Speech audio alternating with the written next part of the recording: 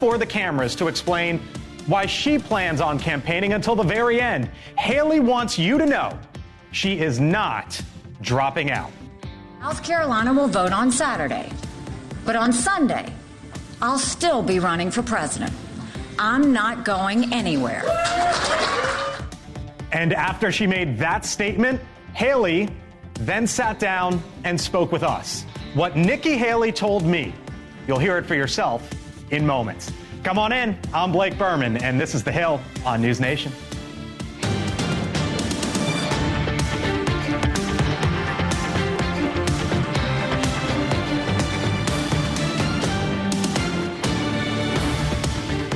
All right, here we are hanging out with us today. Scott Bolden, former D.C. Democratic Party chairman. Ashley Davis, former George W. Bush White House official. Kurt Bardella is a Democratic strategist. And Ford O'Connell, former Trump campaign surrogate. Hello to you all. Nice to have you on in. So we're speaking to Nikki Haley here, or at least hearing from her in moments. I spoke to her this afternoon. Donald Trump's campaign is going to react to all of that here on the Hill as well. But what about this decision from Nikki Haley today, Ashley, and up front, you are in her circle. What about this decision to basically say, you know what, I'm not going anywhere anytime soon? Well, I think especially if you look at some of the polls that they have him up 2-1 over her in South Carolina, that she needed to come out today and say that what she's been saying to people in various events or on various, conference calls, that she's not leaving. And I think that's what she needed to do today, because everyone's going to say, you need to get out, you need to get out, you need to get out. And she has no plans of getting out. And obviously she'll tell us soon. Is it a winner, though, to explain the process, right? Because anytime you're explaining the process, isn't that sort of being defensive? I don't know if I didn't listen. Her speech today, I didn't feel like she was explaining the process. She was just saying, I'm not going anywhere, and I'm going to go at least through Super Tuesday. I don't think it was like this delegate count. Well, her stand in the race makes sense in one sense, because Donald Trump is going to be tried in New York in March, I think March 15th. I asked her about this, by the way. And if he's convicted, and this is an easy case as a former prosecutor, that he could be convicted on it because it's a paper case, that's 31 felonies. Let's say he gets convicted on half of those. He'll be sentenced by that New York judge between, say, April or May and November. And so there's a probability that if he's convicted, he'll be sentenced in the New York State court action before November 4th. Yeah, so I asked her, by the way, if this is part of her strategy. Well, I respect Scott and Ashley, okay? I don't know what nomination Nikki Haley's running for, but it's not the 2024 Republican presidential nomination. There's no way mathematically she can win. It is all about delegates. That is the name of the game. The Trump team's going to have 1,215 delegates by mid-March. And to your point, even if he's convicted, let's say something befalls Donald Trump. And sentenced. Let's just say something befalls Donald Trump. There is no way at the convention in Milwaukee over the summer that they're ever going to put Nikki Haley in there in any way, shape, or form. My friend is the great prognosticator. What about it? And I'm glad he knows, because I don't know. But I do know one thing. He can be sentenced if he's convicted, and the Republicans are going to have to face reality. What about this decision, Kurt, for her to go forward today? I think we're missing the boat here. Okay. She's not in it to win it. That's not what her motivation is right now. So then what's the motivation? Her motivation is just stay on the stage and annoy Trump. Listen, Trump went out there. She denied that today. She's not going to outwardly say that, because why would you? But listen, let's just follow the facts here. He has insulted her. He has insulted her husband. Why on earth would you get off the stage right now? What is the incentive? She's not going to have a future in the Donald Trump Republican Party no matter what happens. That's very Donald clear. Trump did the same thing to Ted Cruz, and Ted Cruz insulted his wife, and now they're, besties. She would get out when the money dries up. But I also think, and everyone needs to recognize this, the primary season, if she got out right now, would be the longest primary season ever. There's no reason. We've had, 4 states? Well, counting the island. Look, she's going to get out when the money dries up. That's the bottom line. The only question is she going for a no-labels draft pick. That's the only thing I want to know. But Kurt's point, there's no way you can do no labels because of the sore loser law. That's the third party. Kurt's point, I thought about that, but that's an expensive proposition to stay in just to annoy. Not if she's raising money. Every time that he goes out there and says, anyone who donates to her, you're blacklisted from the party, she raises $1.5 million out of that. So lots of questions for Nikki Haley. Obviously, part of the reason why she felt that she needed to go before the cameras today and sort of lay it all out and explain herself. And as I mentioned, after she did all of that, we put some questions to her as well. Myself, Nikki Haley from just a little while ago. Watch. Ambassador Haley, thanks for being with us here on the Hill on NewsNation. First time, I believe, so welcome to the show. We appreciate the time. Thanks for having me. I appreciate it. You got it. Okay, so Donald Trump's campaign, we saw them, Ambassador, lay out today how they're going to get to that magic number of 1,215 delegates. We heard from you today as well as to why you're still in the campaign, but we didn't hear necessarily the how you're going to get there. Right off the top here, can you tell us what states are you going to win? What's the path forward for you here as you see it, Ambassador? Well, I answered that in my speech. I know that everybody wants to talk about what states we're going to win. We're focused on the state of South Carolina right now. Our goal is to close that gap in South Carolina, and then the very next day we're headed to Michigan. This is about the fact that the majority of Americans dislike both candidates. 70% of Americans say they don't want a Trump-Biden rematch. We are giving them a choice. This is not something where we anoint a king in America. We can't just say after 2 states or 3 states that it's over. Everybody deserves the right to vote. Let's let them vote. 10 days after South Carolina, 20-plus states and territories will have voted. We need to let this play out. We need to let them know that there's a choice with this, because right now you have 2 candidates in their 80s. And we need to know that if we're going to deal with a nuclear issue with Russia, or we're going to deal with these cyber attacks in China on our electricity grid, we need to know that someone's willing to work day and night for the next 8 years to make sure that we keep Americans safe. That's our focus of what we're trying to do. And so we're trying to give people the choice that they want. I hear you on the choice and talking about South Carolina and then Michigan and Super Tuesday on after that. But when you look at the Republican nominees just this century alone, Ambassador, modern politics, Trump won New York, Romney won Massachusetts, McCain, Arizona, Bush, Texas. Can you explain to the casual viewer who sees the polls, you down potentially 20, 30 points in your home state, and they might wonder, why is she down in her home state? What would you tell them? You know, what I would tell them is that they said I wouldn't make it to Iowa, and we defeated a dozen of the fellas, and we didn't just make it to Iowa. We came within 1% of second place. We had 20%. They said I was down the day of the election of New Hampshire. They said I was down 30 points. We got 43% of the vote. This is the only poll that matters, is the one that happens in South Carolina. That's what we're going to do. We're having hundreds of people show up at our rallies every single day, and we're getting people to the polls, and that's what matters. And I think that if you want to look at a poll, look at the one where 70% of Americans say they don't want a Trump-Biden rematch. Look at the polls where they show that Trump can't beat Biden. And the fact is, if we want to right the ship in America, we have to win. And you can't win if you put a candidate up that's unable to win the general election. And that's really important. You talk about both candidates, right? Donald Trump and the current president, Joe Biden, and you talked about their age.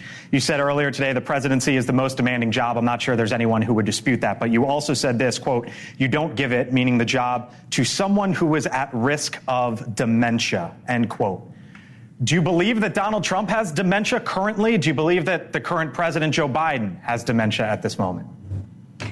I think if you ask any doctor, they will tell you that when you are getting in your 80s, you are prone to having that. Look, there's a reason pilots can't fly. But what about right now? After 65. There's a reason military, they make you retire before 65. The focus is we don't need someone going in. Look at Joe Biden 2 years ago and look at him today.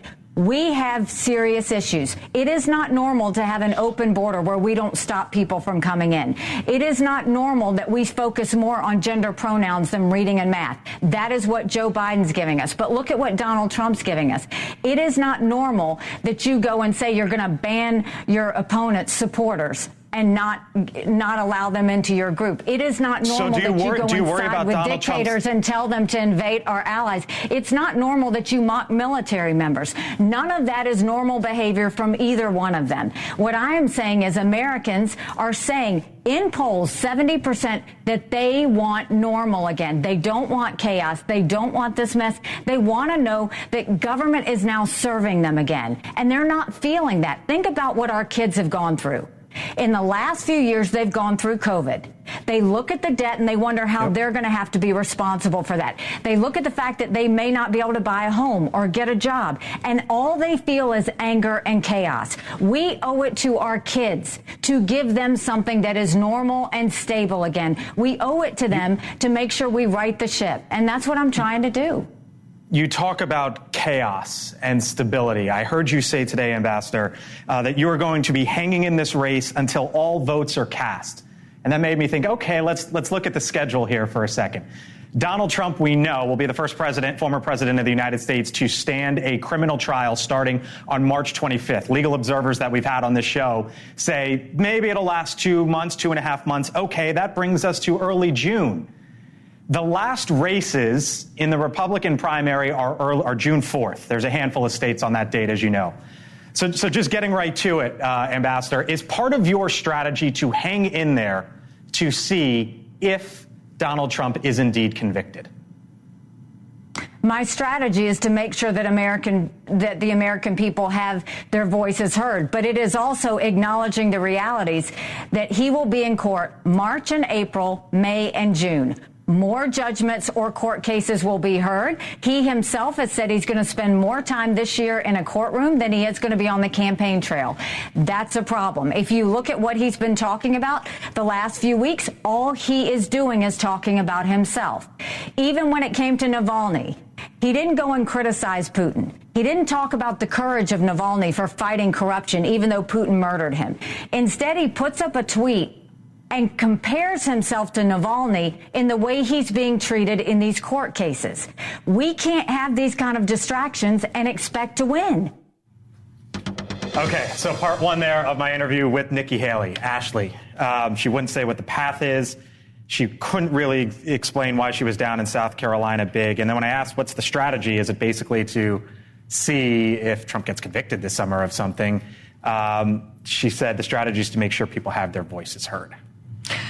And I think she's going to continue to say that. She said earlier, too, that she won 49% of the vote in Iowa and 43%, I think was what it was, or 42 in New Hampshire. And so she feels that there is a base that still did want to vote for her. But I think what you said was most important. Why is she going to get out when she has money and she has some support? So just because Donald Trump supporters, no offense for it, is telling her to get out, the more that he goes down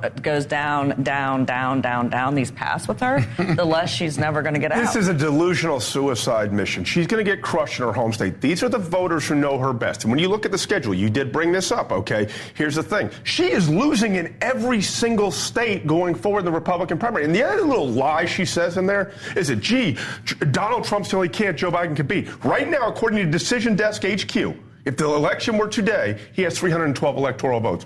He is the best opportunity Republicans have to win the general election. It seems like it's still going back and forth between the two, though, Trump and Biden, Trump and Biden. Yeah, I wouldn't say that. Electoral votes, Trump is doing better right now in polling than at any point he's ever done. But every poll says she would be. No, they do not. We don't have swing state polls. That's not true. Some of the swing state polls, I know what you're saying. You're talking about national polls and CNN. Some of the swing state polls still say he does better than she does. The other thing I just have to say real quick is why are the Trump supporters, why are you so angry about it? I mean, because you're draining time and resources. You think it's a waste. You think every dollar towards Nikki Haley she is becoming Joe Biden's best friend. So let me ask you this: do you love watching this? As Nikki, are you saying go Nikki, go, keep running, Nikki, do it? The Republican Party and Donald Trump are a train wreck. Just hear me out. They have no money. They're about to change leadership months before their convention. Their top candidate nominee is facing 91 federal and state felony charges. They believe they can win and that he's about to stand trial, most likely get convicted and sentenced before November, and the Republican Party believes that they can win under that scenario, despite who's on the other side. But whatever you think about Biden, by the way, it's a crash You've shot. forgotten more law than I will ever know. Most likely be convicted is your opinion. Yes, that is my opinion. Right. But nobody's run the table on 91 felony state and Scott, let's just say federal criminal I just want to say one thing. Nobody's run the gambit on that. You've said to me many, many times you'd rather run against Donald Trump than Nikki Haley. I'd much rather, the Democrats would much rather run against. Okay, so under that scenario, on that note, if Nikki Haley somehow were to win, she would then have to nominate a vice president, right? Of course. So what would Nikki Haley do then? And would she nominate a woman for the first all-woman ticket? I asked her about that. And by the way, what's the Trump campaign saying about all this? Right? They clearly have an opinion. We're going to hear from them, too, live on this show. That's coming up from the Hill here in Washington. when we return. Welcome back to the Hill. So, pretty consequential day in the race for the White House, at least on the Republican side. Donald Trump's campaign says they will have all the delegates needed, at least they're predicting, in either 3 or 4 weeks' time. While Nikki Haley said today she's not dropping out, not going anywhere anytime soon. I spoke with Haley after the State of the Race speech that she delivered earlier today. Here's the second part of our interview. I haven't thought about who it would be for vice president. What I can tell you is the focus wouldn't be on race. It wouldn't be on gender. It wouldn't be on a certain state. It would be who would be the strongest partner to me, because the next 8 years are going to be tough, whether it's the economy, whether it's getting our kids reading again, whether it's securing this border once and for all, whether it's bringing law and order back to our cities, or whether it's preventing war. And so I'll want the strongest possible partner that I can have. And so we'll see when the time comes. Got a few quick ones here for you, if you don't mind.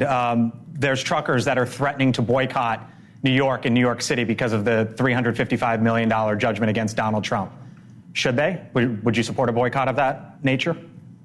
Look, I mean, my husband and his military brothers and sisters sacrifice every day for us to have the freedom to protest, freedom of speech, freedom to do anything we want to do without government getting in the way. If that's what they choose to do, that's what they choose to do. But you just made another example of how distracting it is with everything that Donald Trump has going on, and how that's going to affect our economy, how that's going to affect just the workings of our country. We continue to live in this chaos and distraction that he puts us in. It's not slowing down. It's only going to pick up speed. So I'm sure we'll see more of that. Two more for you. The sneakers, the $400 sneakers that Donald Trump sold over the weekend. I see you smirking there. I see you smiling. What'd you make of it? I mean, again, he's not focused on the American people. He's focused on the sneakers. I think you can tell that from his campaign reports. He spent $50 million of campaign contributions on his personal court cases. Think about that.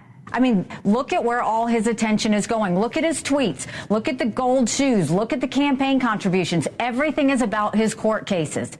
How are you going to focus on the American people when you are completely distracted about your court cases? That is the point I'm trying to make. We can't afford that. The American people are desperate to try and get things back on track. We can't have a presidential candidate who's going on and on about the victim that he is and focusing on how he's going to pay for his legal fees and not focusing on the American people.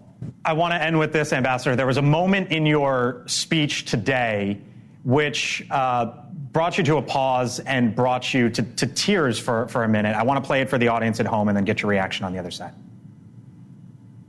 I wish Michael was here today, and I wish our children and I could see him tonight, but we can't.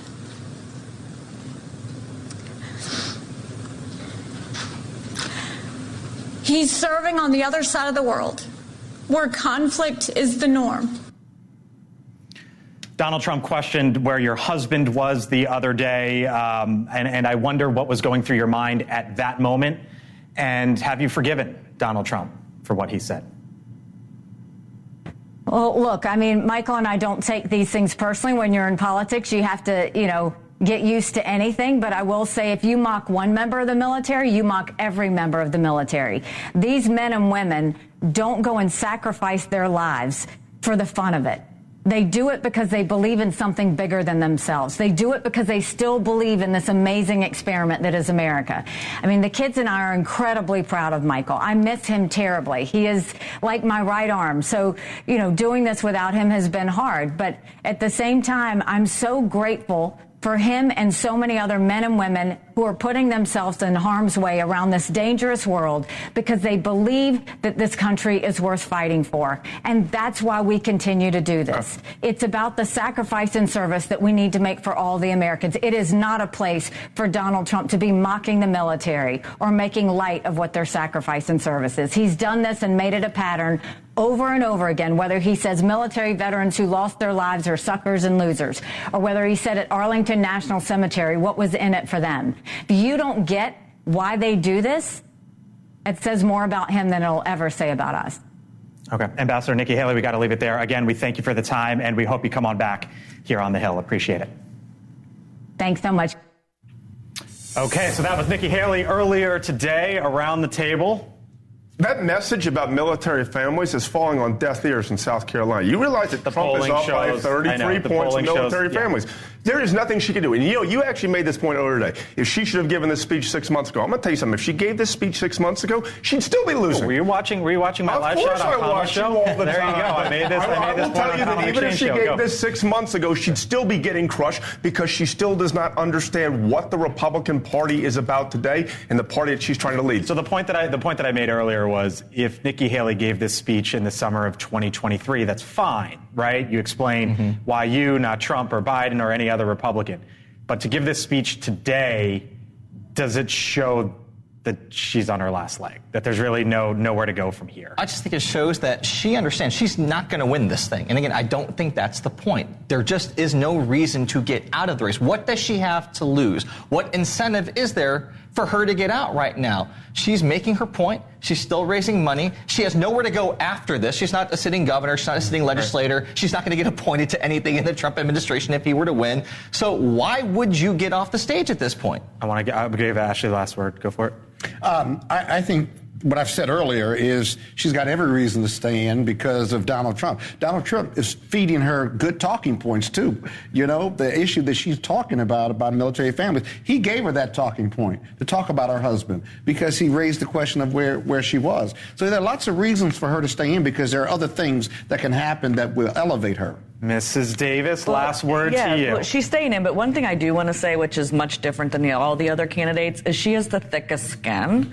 And when Chris Christie was caught on air doing his thing with her when he was getting out, I was on a call with her, trashing her. I was on a call with her shortly after, and she's like, look, Chris is a friend. It's really hard to get out of a race like this, and I'm not taking it personally. I think some of these comments by Trump is personal, especially about her husband, but she's got a lot of thick skin. More thick skin than... It's not shocking that the most emotionally mature person in the race is the woman. That may be a good or bad. All right, quick note for our viewers at home and those listening on Sirius XM. The Hill Sunday with Chris Steyerwalt premieres March 3rd, 11 o'clock Eastern, Sunday mornings. You are not going to want to miss it. Chris, Sunday, The Hill, March 3rd, it premieres right here on NewsNation. There is still much more ahead on The Hill, the Daily Show, I guess, the daily version of it. Donald Trump's campaign. By the way, what are they saying with all this? They sent a blistering response today to Haley's announcement that she's not going anywhere. On the other side of the break, we will hear from Trump's campaign live. What are they saying? What do they make of that interview? What is their thinking going forward? Stay with us here on The Hill. That's what they choose to do. That's what they choose to do. But you just made another example of how distracting it is with everything that Donald Trump has going on and how that's going to affect our economy, how that's going to affect just the workings of our country. We continue to live in this chaos and distraction that he puts us in. It's not slowing down. It's only going to pick up speed. Okay, welcome back. Now, of course, Nikki Haley speaking about the threat of a truck driver boycott of New York after last week's ruling that ordered former President Donald Trump to pay some $355 million plus interest in his civil fraud case. Ford, what about this?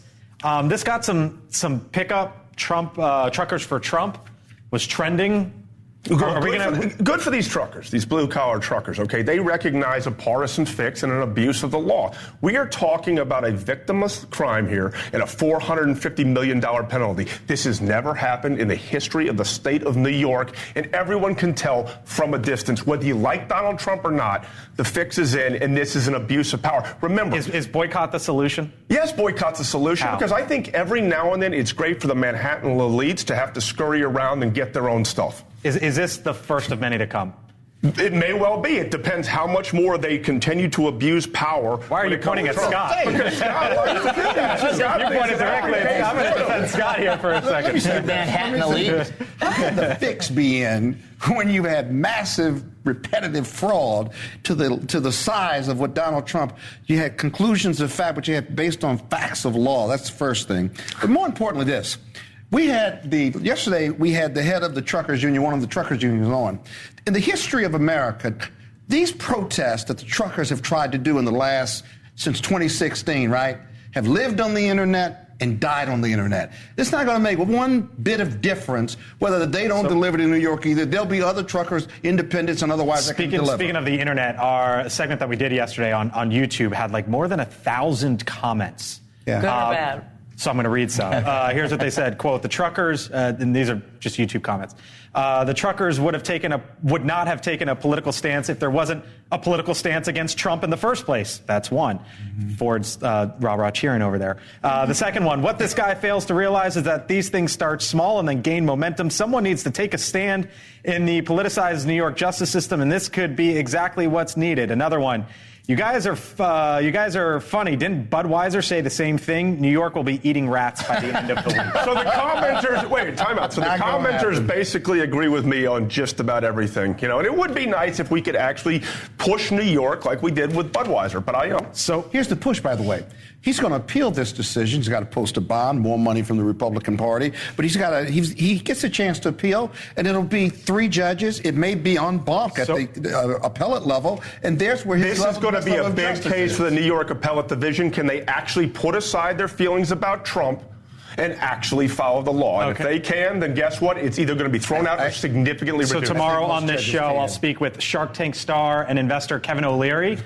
You might wonder why. Well, he has been pretty vocal about this topic. We'll talk about if he will no longer invest in what he calls the quote-unquote loser state of New York following that ruling. Kevin O'Leary, Shark Tank fame, Mr. Wonderful himself, here on the show tomorrow. Don't want to miss it. All right, meantime, as you saw earlier, Nikki Haley came out swinging today at both President Biden and former President Trump for their age and warned, she said, that both are at risk for dementia.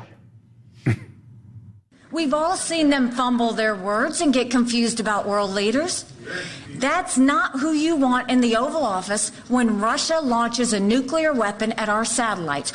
We're talking about the most demanding job in human history. You don't give it to someone who's at risk of dementia. All right, joining us now, Trump campaign National Press Secretary Karoline Leavitt. Karoline, thanks for being with us here on the Hill. Appreciate it. Good to see you as always. Nikki Haley. Thanks. What'd you make of what she said today? Of course. What'd you make of what she said today?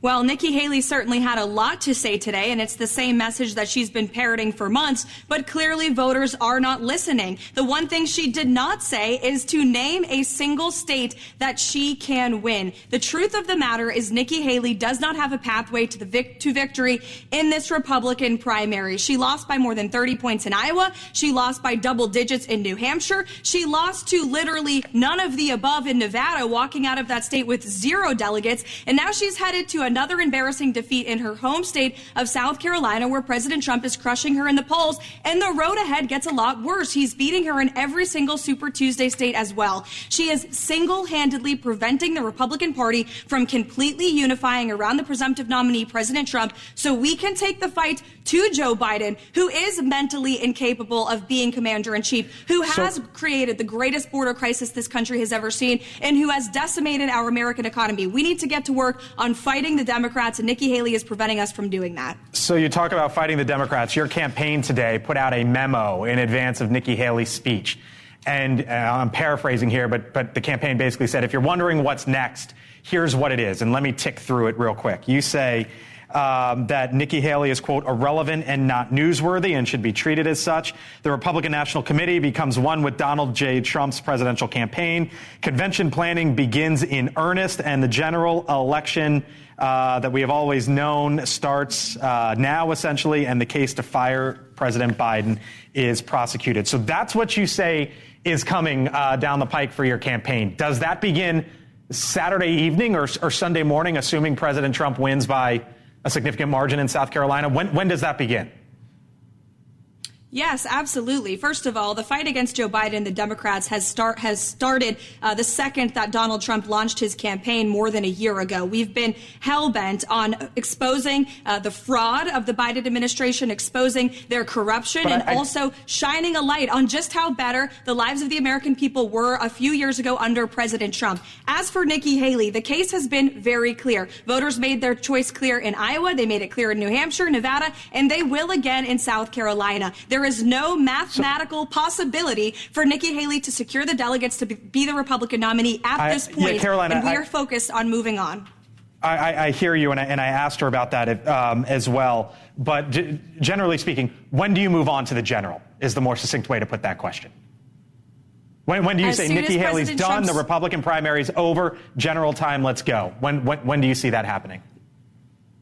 We've already said in the memo today, Blake, as soon as President Trump has a big victory in South Carolina on Saturday night, all eyes will be focused on the general election. Okay. New York Times reporting that the former president privately expresses support for a 16-week abortion ban. As you can imagine, that'll be one of the hot topics of the general election. Is that the case? Is that where the former president is right now?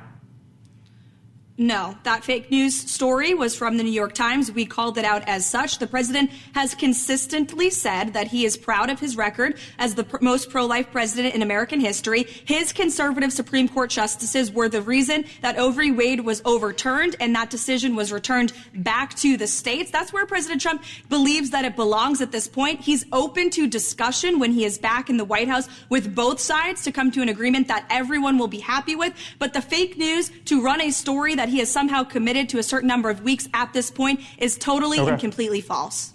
Caroline Levitt, thanks for joining us. As always here on the Hill, I'm sure we'll talk to you again soon. Trump campaign. Caroline, thank you. Thanks, Blake. Okay. Kurt? I think they have a real problem with the abortion issue here. And I think that this is the Achilles heel of the Republican Party right now. And we're seeing, for all the talk about polls and who's doing well and hypothetical matchups, the one thing we know is this. In the elections that have happened since Roe was overturned, Democrats outperform, Republicans underperform. Republicans lose elections they would normally win if this issue wasn't at the forefront of the American people's minds right now. And nothing I have seen from the Republican Party to this point tells me that they have figured out how to navigate that. Okay, I made you listen to a lot of Nikki Haley today, Ford, and now we just got Caroline Levitt. Look at the smile on Ford's face. I mean, she knocked it out of the There we go. Look at the smile on Ford's face. Caroline said exactly what needed to be said. It is a mathematic impossibility for Nikki Haley to become the nominee. In fact, Dean Phillips, who dropped out of the Democratic nomination, actually has a better chance of replacing Biden than Nikki Haley ever does of becoming the 2024 Republican presidential nominee. Now to Kurt's point. Kurt makes a very good point. There are only two playbooks in the general election, because we're really in a general election, Trump v. Biden. They're going to yell threats to democracy and play up abortion as many times as possible. They tried to get initiatives on many of the battleground state maps, including the state of Nevada. They're going to lose eventually because Donald Trump recognizes what a double-edged sword it is. That's why you saw Caroline Levitt say exactly what she said. And when it comes to threats to democracy, that's where Donald Trump's going to start to say, guess what? Joe Biden is a threat to democracy. Starts Saturday? General has already started. General starts Saturday or Sunday? Yes. You're going to say no. I mean, obviously, I think it starts maybe after Super Tuesday. I don't know why it's Saturday. I think it depends on whether or not Donald Trump has the self-control not to talk about Nikki Haley and insult her. If he does that, that gives her a lease on life. Okay. So that's what I was just going to say. This is what I wanted to say and what I said earlier. And I like Caroline and respect Caroline a lot. But everyone's just so angry about this. If Nikki Haley is like not anything, well, we got Ford to smile. I know, but I mean, there's like, it's like actually because we do feel it's about life or death when it comes to winning. But I am the White House. If we've already moved on to the general, why does it matter? But I do have to say, abortion's a horrible issue for your Republicans. The problem with Ford's analysis, he's arguing with himself about whether the race is over or not. Nobody disagrees that the race is over and that she's not going to win, whether you're a Democrat or a Republican. But the problem is what his spokesperson just said. She's bearing down on the abortion decision. He's taking credit for the abortion decision. That's a killer issue for women, independents, and Democrats. It's been a loser for Republicans it's a loser so far. Issue for you got to wonder, and we didn't even get to this today. That's why we take back the House and the Senate. Well, you got to also wonder how immigration and the border plays into all this, but that's another conversation for another day. All right, coming up here on the Hill, Elon Musk. Yes, Elon, the world's richest man, of course. Clearly one of the most powerful as well. There is new reporting out today. I mean, this would have been the biggest story on most days or a lot of days. New reporting out today on SpaceX's involvement with the U.S. government. The government contracts classified and what it means for our skies and beyond. That's when the Hill on NewsNation returns. And be sure to check out our weekly newsletter, Decision Desk 24. Our campaign view, you can subscribe with the QR code, top right of your screen. Slice of our show into your inbox. No one made fun of my picture. I'll take that as a win. The Hill coming right back. I was holding my laugh. I know. Don't hold it. This was their lead story earlier this morning. Quote, The Elon Musk-led company entered into a $1.8 billion classified contract with the U.S. government in 2021, according to company documents viewed by the Wall Street Journal. Now, the reporting comes also as the Ukrainian military intelligence is saying that Russian troops are using thousands of Starlink terminals after purchasing them from intermediaries. Starlink says it does not do business with Russia's government or military. Two different things going on here. Let's start with the headline. Well, think about it this way, I guess, if you want to combine them. It's Elon Musk's power and influence over the skies, over technology, and it seems like war, right? With, now learning about this classified contract, or if you want to take it. Real quick, when I first saw the headline, I thought about the story earlier this week, whereby the Senate Intelligence Committee or the committee, the Gang of Eight, where there was a briefing on security because of something going on with Russia, right? If you will, and what they were doing with satellites. Now you see this classified ad. First, this headline right here. I think there's this kind of space war going on in regard to satellites and who's going to be there first and more powerful at the satellite piece or in this space piece, because you put these two articles together and it feels like Russia and the U.S. are racing to get ahead of each other on either defense systems, something militaristic, or something commercial, where the U.S. wants to get a hand up or a leg up on what Russia is doing. That's what I thought.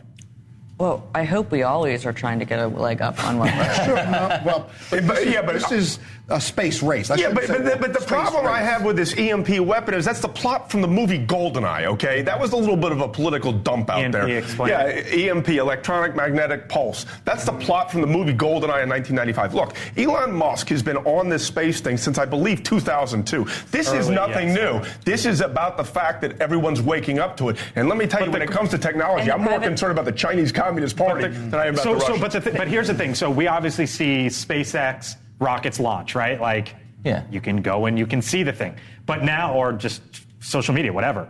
But now that you're learning of classified, Elon Musk company entered into a $1.8 billion classified contract with the U.S. government in 2021. That's just one that we know of. How many more are there? And do you take issue with someone like him? But his products are far beyond what the government has been able to create. And that's the argument for it. And they're good. I mean, it speaks to really the fact that private enterprise has so far outpaced what the capabilities are of the federal government from a competency standpoint, from a technology standpoint, and as long as that's the case, they're going to keep outsourcing it. And how many other contracts does Jeff Bezos not have as well? Elon Musk. Okay. By the way, did you see this? Check it out. Marco Rubio, senator, meeting with the new president from Argentina, Javier Milei. You can see the picture. He praised Rubio. Whatever, you see the picture there. Throw it back up with the thumbs up. There you go, my goodness. So when you look at Marco Rubio and Javier Milei, he's here. It's going to be speaking at CPAC the other day, or later this week. What do you see? That picture right there, what do you see? I see a man with a great set of hair and somebody who just moved their country the dollar and has gotten a surplus in his budget. And because of that, it's a good person for Marco Rubio in South Florida, as you and I know, to be around. Laugh all you want about Milei, but they just had their first monthly budget surplus in 12 years. What do you see in that picture? I see a guy who wants to be seen as a serious world leader. Okay. Which one? Exactly. What do you see, Ashley? Well, he's being smart. I mean, everyone knows on the Republican conservative side he's speaking at CPAC and people pay attention to it, so it was a smart move for him. And if he is doing the surplus, why criticize him? I mean, because he has interesting hair. I see a Saturday Night Live skit. That's what I see. I mean, you got to take Milei seriously, though, I would say, based off of the results that they're getting in Argentina. By the way, before we go, did you see this? A surprise for drivers in Philadelphia on their early morning commute. A horse running full speed on the highway. There it is. Unclear how the horse ended up on the highway. Authorities have since captured it and brought that horse to safety. Philadelphia police posted about it on social media, and this was the post, quite literally. Hey, Philly, hold your horses so we don't have to. Be right back here on the Hill. Leland Vittert joins me on the other side of the break. It was a massive fundraising haul for President Biden. They announced it today. His campaign saying that he has $130 million cash on hand, but Leland joins us with something else that he's focusing on when it comes to the president. Has to do with Israel. The Hill returns. Stay with us.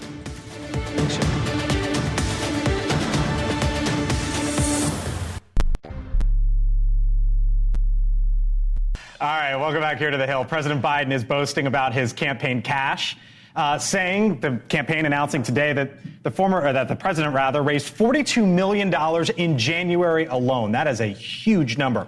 Altogether, the Biden campaign now has $130 million cash on hand, growing by the month.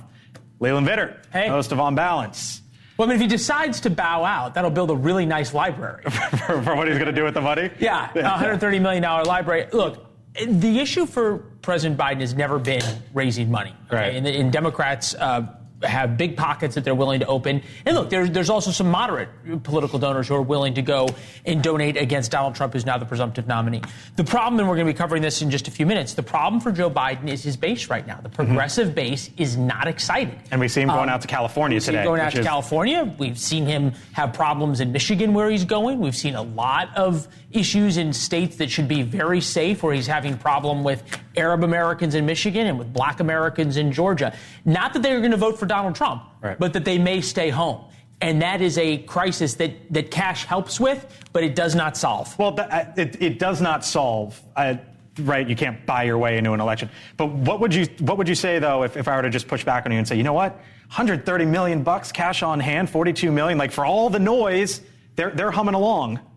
Oh, the campaign itself is doing what this campaign has been meant to do, and you would expect an incumbent, as he is, to have an enormous amount of cash on hand. He hasn't had to run a primary campaign. He can go to big donors and bundle.